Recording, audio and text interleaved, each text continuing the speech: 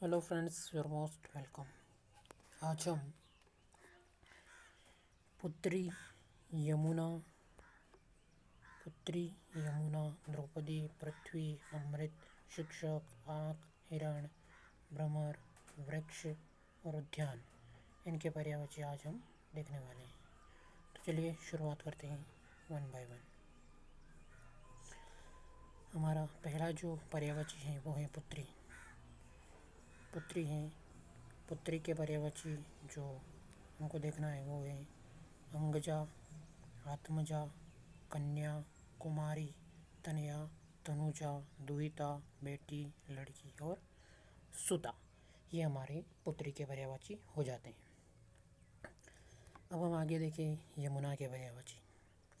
तो यमुना के पर्यायवाची होते हैं यमी, यमानुजा, भानुजा, सूर्यजा, सूर्यतनया, सूर्यपुत्री, कालिंजा, कालिंदी और हंससुता।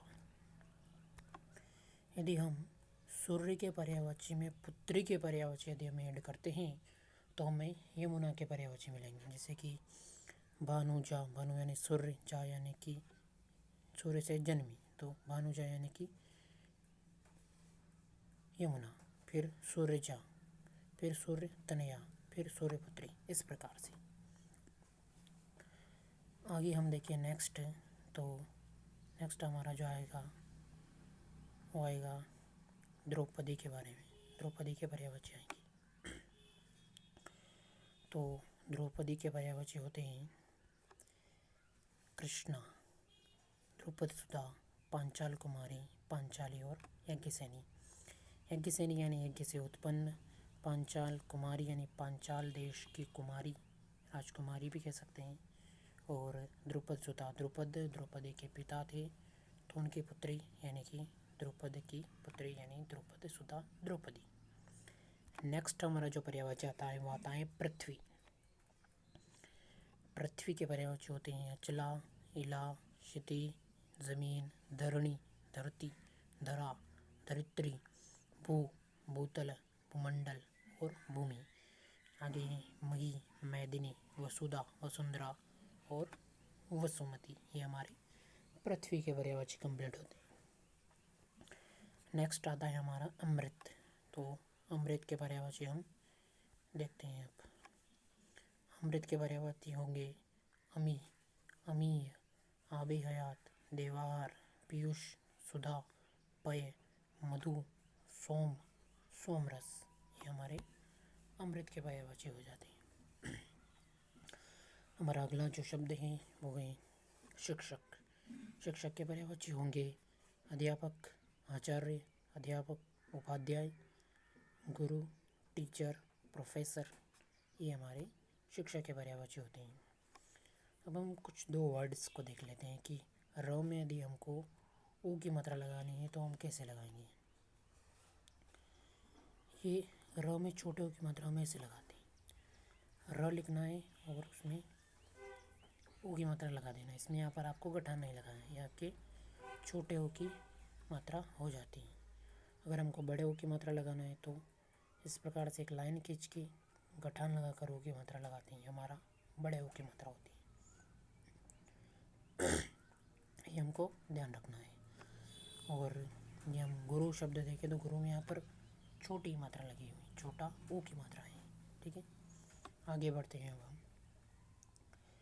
आँख के पर्यायवाची देखते हैं।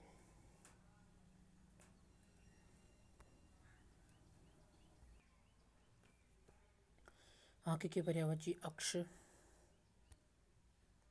अक्षी, चक्षु, चश्म, दीदा, दृग, दृगेंद्रिय, नयन, नेत्र, लोचन और नैना। ये हमारे आँख के पर्यायवाची हो जाते हैं। नेक्स्ट हम आगे बढ़े तो हिरण के पर्यायवाची।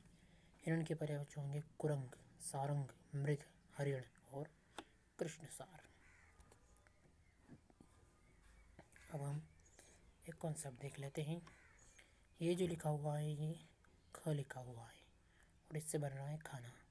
ये लिखा हुआ है र और व और इससे बन रहा है रवाना। तो जब भी हमको ख लिखना हो तो वहाँ पर हमको इस प्रकार से र लिखकर ये व लिखकर यहाँ नीचे से दोनों को मिलाना है।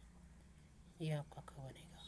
अन्यथा यदि आप र और व ऐसे लिख देंगे और ऐसे बना देंगे तो ये आपका ख नहीं बनेगा, ये आपका र और व बन जाएगा। तो अलग अलग वर्ण का एक शब्द बन जाएगा।